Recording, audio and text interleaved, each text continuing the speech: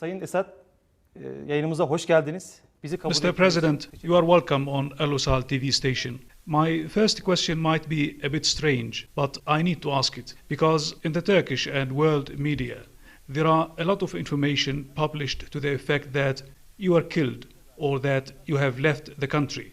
Can you please confirm that you are still alive and still in Syria? First, I'd like to welcome you and your team to Syria. It's a pleasure for me to talk to you today, and through your station to the brotherly Turkish people. Clearly you can see that I'm here, and very much on the ground, not hiding in an underground bunker. These rumors tend to be abound every once in a while to undermine the morale of the Syrian people. I neither live on a Russian warship nor in Iran. I live in Syria, in the same place I've always lived. Sayın Başkan, şimdi tabii daha ciddi röportajımıza başlamak. As you know, in the last meeting of the Arab League, the seat of the Syrian Arab Republic was given to the opposition, and a discussion was opened about your legitimacy. Does that mean that your legitimacy has been withdrawn through this act of giving the seat of the Syrian Arab Republic to the opposition, and the fact that you are no longer represented in the Arab League?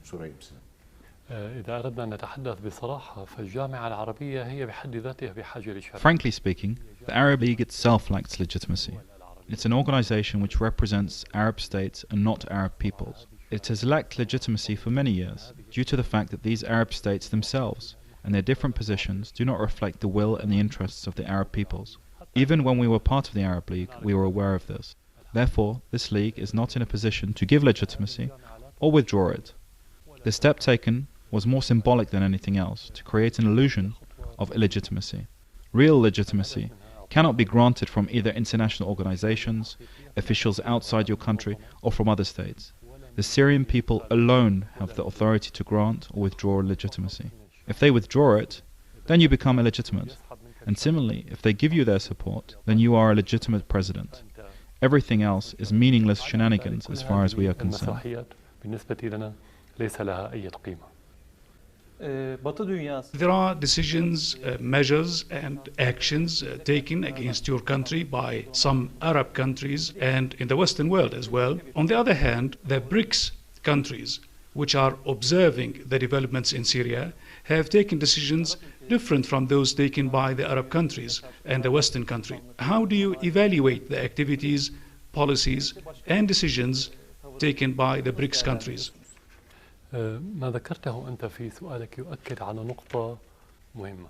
What you mention in your question emphasizes an important point. From the outset, the conflict in Syria was not entirely domestic. There are internal Syrian dynamics at play, but the underlying issues today are more directed towards redrawing the map of the region and the conflicting interests of the great powers. The creation of the BRICS bloc means that the United States will no longer remain the only global power in the world. Today, there are partners whose views and interests cannot be ignored when decisions and actions are taken in the international arena. The BRICS group does not support President Bashar al-Assad or the Syrian state.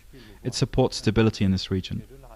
Everyone knows that if the unrest in Syria leads to the partitioning of the country, or if the terrorist forces take control of Syria, or both of the above, the situation will inevitably spill over into neighboring countries and then create a domino effect throughout the Middle East and beyond.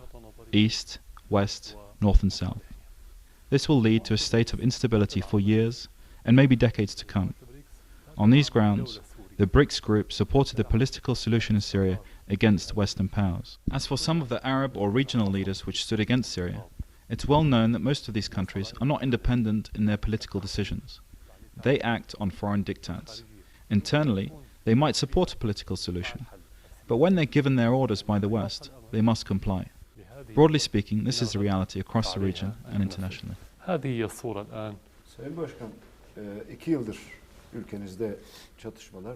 Mr. President, for the past 2 years, we have witnessed conflict in Syria, armed conflict inside Syria. This conflict is supported on the one hand by the United States, France, Turkey and some Gulf countries. These countries say that the people are fighting your regime, and more than 100 countries have stated that you should step down. On that background, are you thinking of stepping down and allowing someone else to replace you? Yönetimi bırakmayı hiç düşünmediniz mi? هذا يعني بحسب مضمون السؤال أن هذا الرئيس Your question implies that a large number of Western states and their allies, including Turkey and a number of Arab countries, are against this president. At the same time, you're implying that his people are also against him. So how does he still remain in office? How can Syria remain steadfast for 2 years? I'm not bothered by foreign countries being against me. I'm a president elected by the Syrian people. We can conclude that for a president to take office or leave office is a national Syrian decision, to be taken only by the Syrian people and not by the states which call for that. Are these states concerned about democracy in Syria, or concerned about the blood of the Syrian people? Let's be candid. If we start with the United States, we find that it supported the crimes committed by Israel for decades, since Israel was created in our region. The United States committed massacres in Afghanistan and Iraq, resulting in millions being killed, wounded and disabled. France and Britain committed massacres in Libya with the support and cover from the United States. The current Turkish government is knee-deep in Syrian blood. Again, are these states really concerned about Syrian blood? The issue of the president will always remain for the Syrian people to decide, and no other country in the world has anything to do with it. You said that what is taking place in Syria is mainly supported from the outside. But we are in Damascus, and we can hear the sounds of explosions, and there is always the sound of shelling at different distances. Why is this happening in Syria? We are surrounded by a group of countries which are helping terrorists enter into Syria. Of course, not all of these countries are doing this intentionally. For instance, Iraq is against allowing terrorists access to Syria, but has certain circumstances which do not allow it to fully control its borders. In Lebanon, the situation is divided, with some parties supporting and others opposing sending terrorists into Syria. Turkey officially harbors terrorists and sends them into Syria. Some terrorists enter Syria through Jordan, and it's not clear whether this is intentional or not. As long as these terrorists continue to be smuggled into the country, we will continue to fight against them. This is only normal. It's actually a war in every sense of the word. These are not merely separate and dispersed security incidents. Terrorists are entering Syria in their thousands, and maybe in tens of thousands. It's difficult to set a precise figure. So it's quite realistic to hear the sound of battles in many Syrian regions.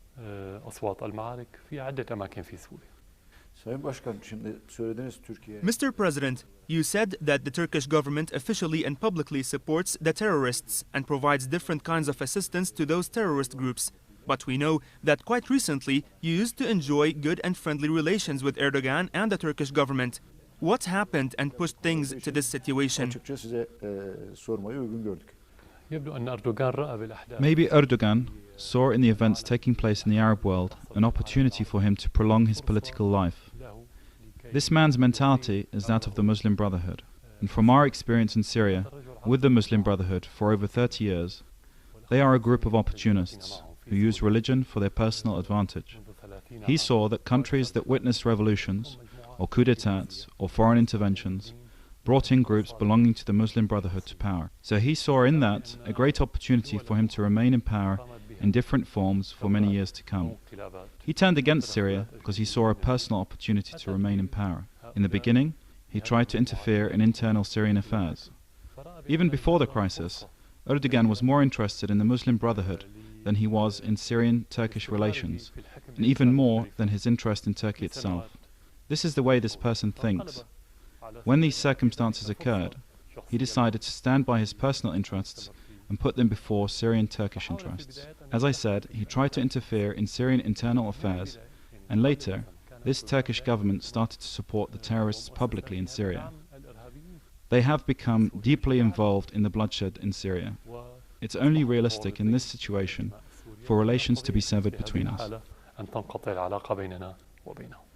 Sayın Erdoğan'a bu soru sorulduğunda When we ask Mr. Erdogan about what happened to the Syrian-Turkish relations, he claims that he was honest with the President Bashar al-Assad and offered him proposals about reform. But President al-Assad rejected those proposals. Why didn't you take into account the proposals made to you by Mr. Erdogan? bunları uygulama gereği duymadınız?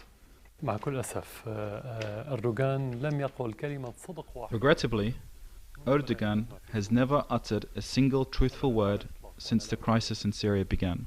None whatsoever. I'm not exaggerating. The proposals he put forward were very general, to the effect that Syrian people should decide who should be president and what type of political system should govern them. I had previously spoken about these proposals in much more depth in many of my addresses. We're currently in the midst of preparing for a national dialogue in which all of the political groups in Syria will meet and decide on the best way forward. No matter how important Erdogan's proposals, they will not be more important than what the Syrian people want. Can there be anything more important than this?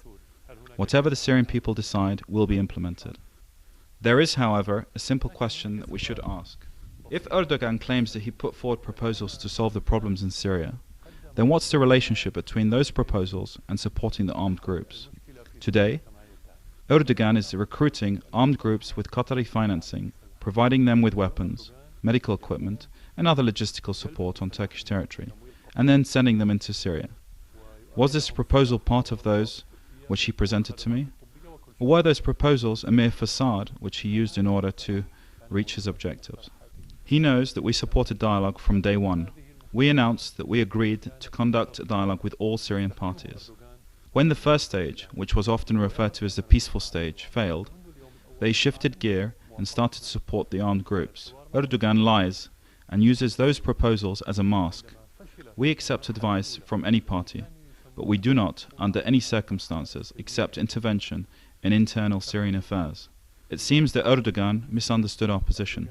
He understood that the brotherly relations between Syria and Turkey allowed him to interfere in internal Syrian affairs with the objective of overthrowing the Syrian state. But the situation was clear to me from the very early days. Sayın Başkan, Türkiye'de There are news stories in some media organs in Turkey to the effect that there are Turkish officers and security services personnel involved in the terrorist acts and helped the terrorist organizations, that they entered the Syrian territories and they were involved in direct activities in support of these terrorist organizations. Some media say that Syria will respond in kind against Turkey as long as Turkey is involved to this degree in these operations. What do you say to all these claims? gruplara ev sahipliği yapmasına karşı.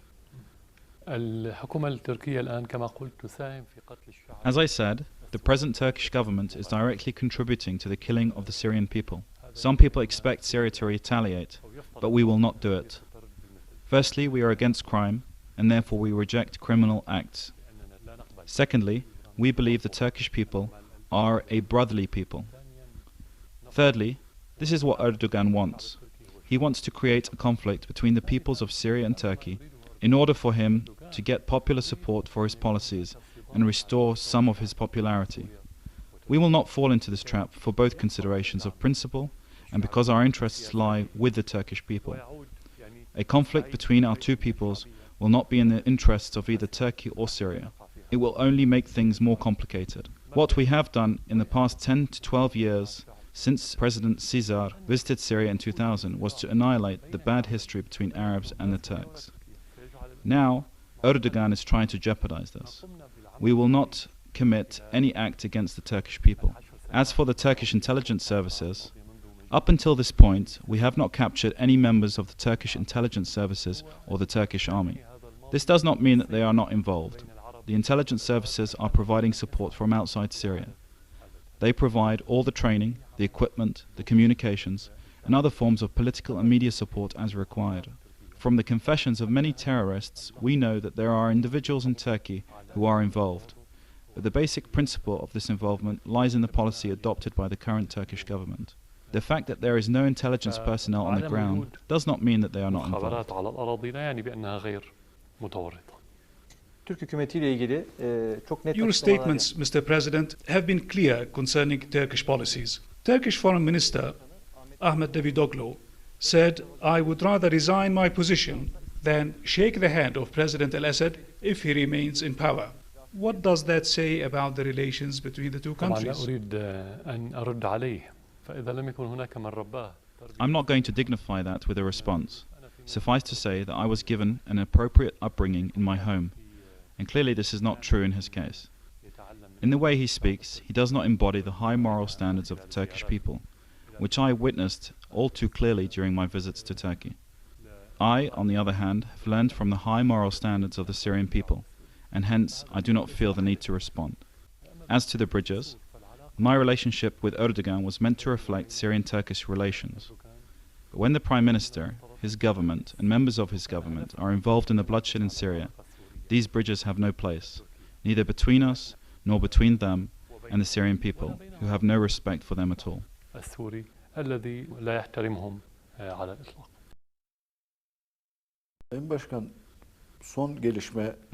As you might have noticed, when President Barack Obama was in Israel, suddenly Prime Minister Netanyahu said that he apologized to Turkey concerning what's happened on the Marmara ship. How do you read all these developments?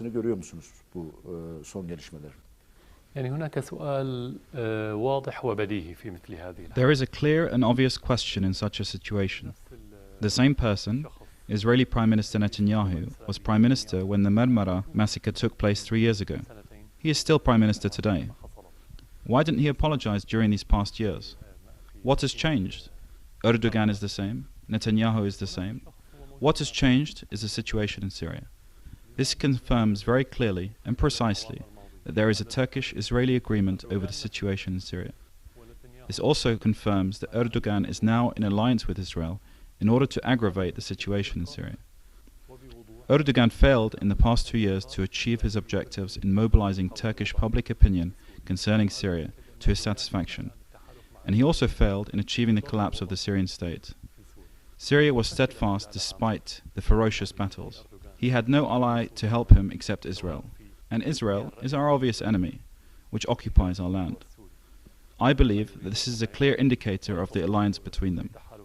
At the same time, maybe this apology also helps Erdogan to restore some of his status and credibility which he had lost inside Turkey.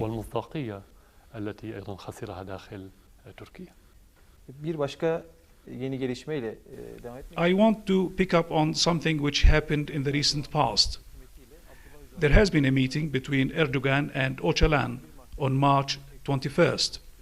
During that meeting, the two sides talked about the formation of a new Middle East consisting of Arabs, Assyrians, Kurds, and Turks. Have you followed these meetings and statements? What we have at the moment is the information available through the media. We have not received official details from any party as of yet. Since the initial steps taken in Turkey a few years ago to solve the Kurdish problem, our declared position has been to support any solution between the Turks and the Kurds, because we do not want to see more bloodshed in Turkey, which will no doubt have a negative impact on the region. Any genuine solution in this direction has our support, because the Kurdish people are a natural part of the fabric of the region. They are not guests or new immigrants. They have been living in these lands for centuries, for thousands of years. But the vision for the solution of the Turkish-Kurdish relations depends on the credibility of Erdogan. I do not trust this person. I doubt that he will fulfill his promises. All the steps he is taking are temporary measures aimed at winning him political support. Here, again, we ask the same question. Why didn't he take the same steps a few years ago? Again, this is related to the Syrian situation. But let's not prejudge the situation. Let's wait and see.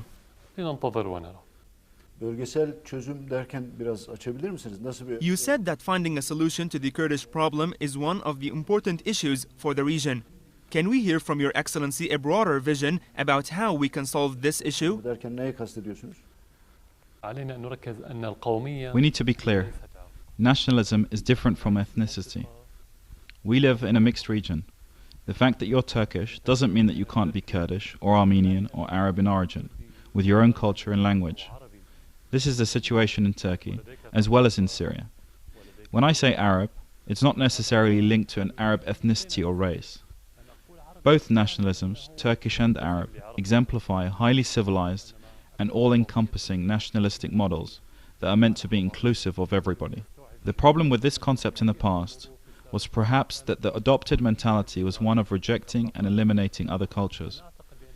I believe that the most beautiful aspect of this region is its diversity, and the most dangerous aspect is for us not to see this diversity as enriching and empowering. When we regard it as a weakness, we invite foreign forces to play us against each other and create conflicts. This was the case at the beginning of the last century, when the conflict started between the Arabs and the Turks during the final days of the Ottoman Empire. Many of the Arab nationalistic groups wanted Arab nationalism within the Ottoman Empire. However, things moved towards conflict as a result of mistakes made by both the Turks and the Arabs, as well as the result of intervention from foreign players. That's why we need to look at the situation today in the same way. We are made from the same fabric, weaved from many different colors.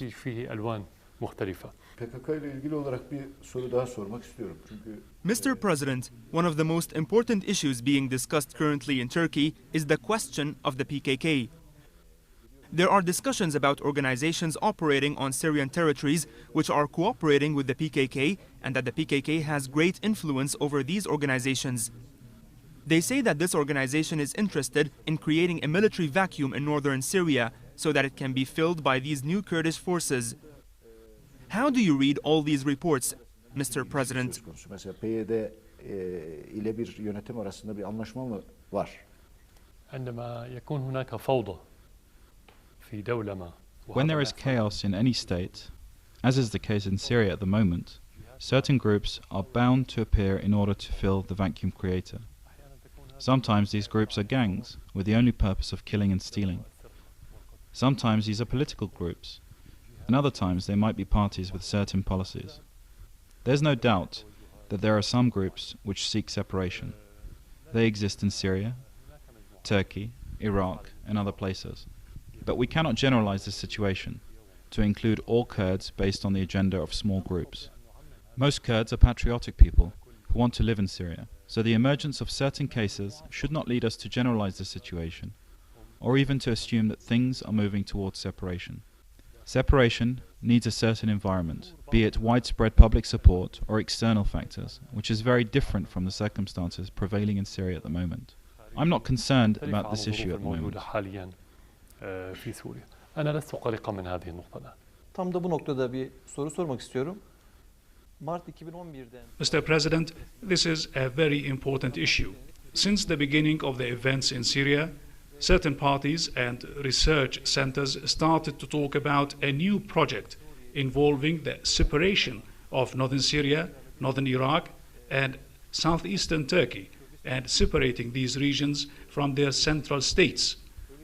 Do you think there is a danger of northern Syria separating from the central state? Oluşturacak bir devletçik riski görüyor musunuz? Taşıyor musunuz bu riski? As I said, the current circumstances in Syria are not conducive in this respect, particularly in terms of public opinion at large. This notion of separation is completely rejected by the Syrian people and the Syrian state. No sovereign state accepts for part of its territory to be cut out or separated from its mainland. This position is categorically unacceptable and is not subject to any discussions with us in Syria. Sayın Başkan, biraz önceki soruyu biraz daha açmak istiyorum. Based on our questions and your answers, there seems to be a clear plan put forward by Western countries in cooperation and coordination with some regional countries to create a greater Kurdistan by separating northern Iraq, western Iran, northern Syria, and southeastern Turkey. They seemed determined to achieve this goal. Are we moving in the direction of achieving this goal? Gelişmeler bu yönde mi gidiyor sizce? I do not believe that the four states in question, Syria, Turkey, Iran and Iraq, would agree to this proposition. Independent states in today's world seek integration rather than separation. Unfortunately, our region is an exception, which is a sign of backwardness. Today, large countries come together, the BRICS being an example. States seek to come together and form larger blocs because this is a requirement in the age we live in. So why would we go in the opposite direction in our region and seek fragmentation? What is there to prevent people who belong to different nationalities, ethnicities, religions and sects to live with each other? Therefore, if we accept the notion of separation, then this means we have to live with the consequences, namely fragmentation into small mini-states based on ethnicities and sects in an area that's extremely rich in its diversity. This creates a dangerous situation that would precipitate wars in the future. This is why I don't think that this is a sound proposition. Every one of these four concerned states should do its utmost to make sure all its people feel that they are first-class citizens with equal stakes in their state. This solution is therefore clear and simple. On the other hand, when a citizen feels he is second or third class, he is bound to think of separation or even act against his own state.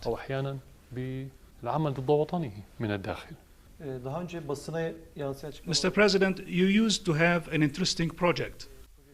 You talked about the political and economic unification of the 5 seas and the countries lying among these seas. How can we benefit from such a project? Can you please explain that to the Turkish audience? Bunun koşulları var mı? Nasıl hayata geçirecek bu proje? This is what I meant when I said that in this age we need to unify. This doesn't mean becoming a single state in the same way that old states existed in the past, in large extended empires. Today we can unify through our interests at least. For instance, we can build railways, different forms of land transport, gas, oil, electricity, and all forms of energy, hence creating networks between our countries in this extremely strategic region of the world which lies between the 5 seas. This in itself will bring a lot of investment into the region, creating a great deal of prosperity and making these states and their people strong enough to face any foreign intervention. This vision needs will and independent decision-making, especially since many Western states have no interest in the creation of such projects in the Middle East. This also needs security and stability. I don't believe that the right conditions exist now for such a project, because there are many problems in Syria, in Lebanon, unrest in Iraq, most of which are a result of Western intervention. There is a government in Turkey which I do not consider to be independent or to have such a vision, and Turkey is essential for this project due to its strategic position. This doesn't mean that we should cancel this project. It should remain in our minds, but the future of this region depends on grand projects like this. If we each remain confined within our national borders, we will be considered small on a global scale, even large countries such as Turkey and Iran.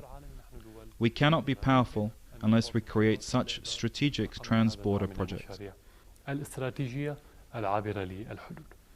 Sayın Başkan, şimdi bu biraz önceki soruya verdiğiniz... Mr. President, based on your answer to my question, I want to move to another issue which is related to a sectarian war. There seems to be a Sunni-Shiite war going on in the region, and many people are talking about this. Do you see these conflicts as sectarian by nature? Sizin görüş açınızdan nedir?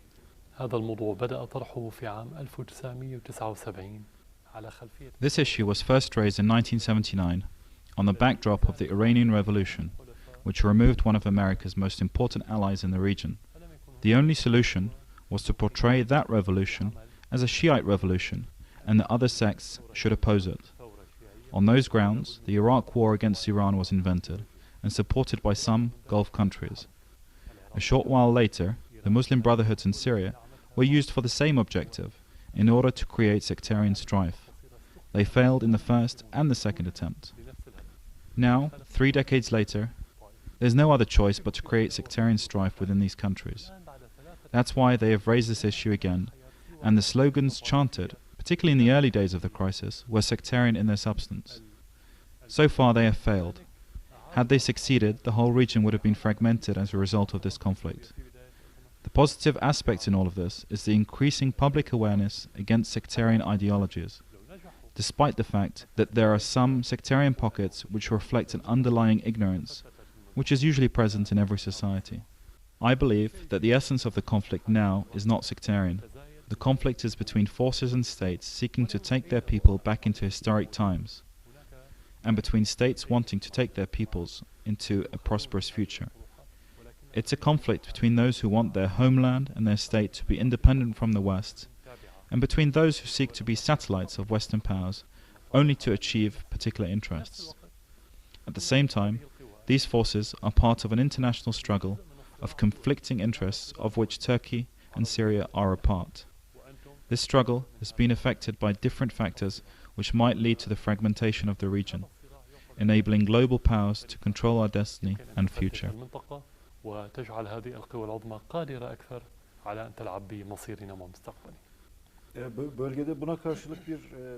Nevertheless, outside Syria, in some countries, policies of division and fragmentation based on ethnicities and sects are being officially adopted.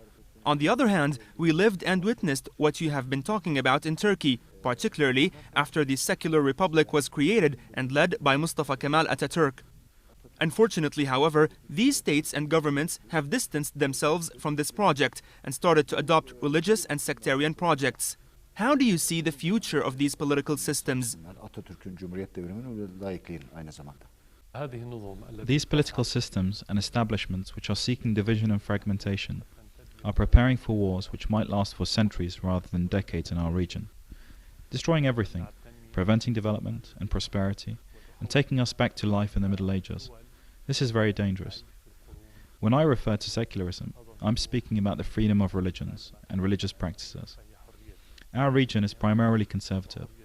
Most people are religious, and they should have the freedom to practice their religious rituals. We shouldn't think for a moment that there is a contradiction between ethnicities and religions. This is the essence of our thinking about secularism. This is why we should always aim to unify the people in our region. As I mentioned earlier, no matter what happens between the governments in Syria and Turkey, it should not affect the relations between the peoples of our countries, which constitutes the only guarantee for our unity as diverse and rich societies.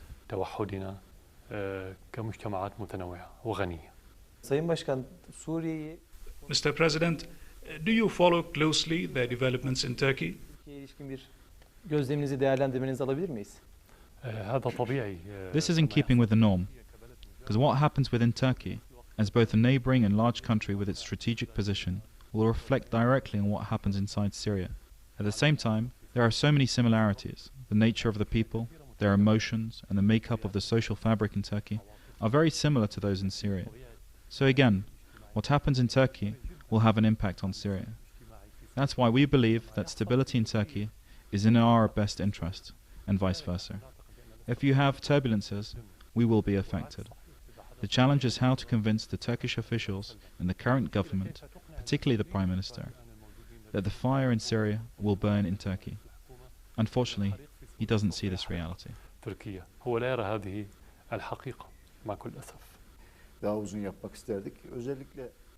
Concerning dialogue with the opposition, you called for a political solution and for direct dialogue with the opposition. Are there red lines for this dialogue? Bu konuda kırmızı çizgileriniz nedir? Onu tekrar sizden duymak isteriz. The red lines are foreign intervention. Any dialogue should be a Syrian dialogue only. No foreign intervention is allowed in this dialogue. Other than this, there are no red lines. Syrian citizens can discuss anything they want, because Syria is the homeland for all Syrians, and they can discuss anything they want. There are no red lines.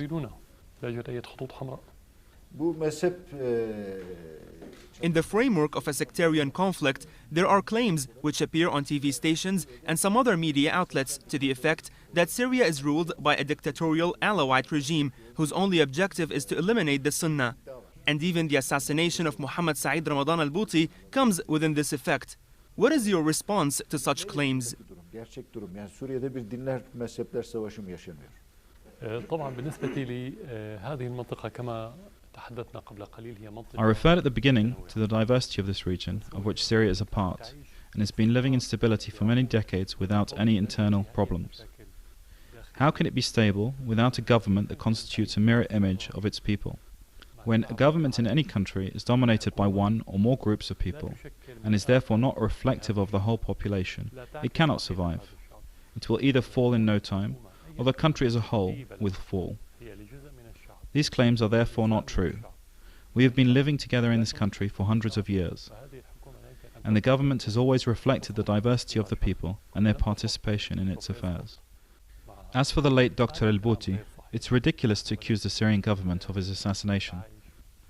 This accusation has been made by the same groups who were accusing him only days and weeks before of being the mouthpiece of the authorities on religious affairs.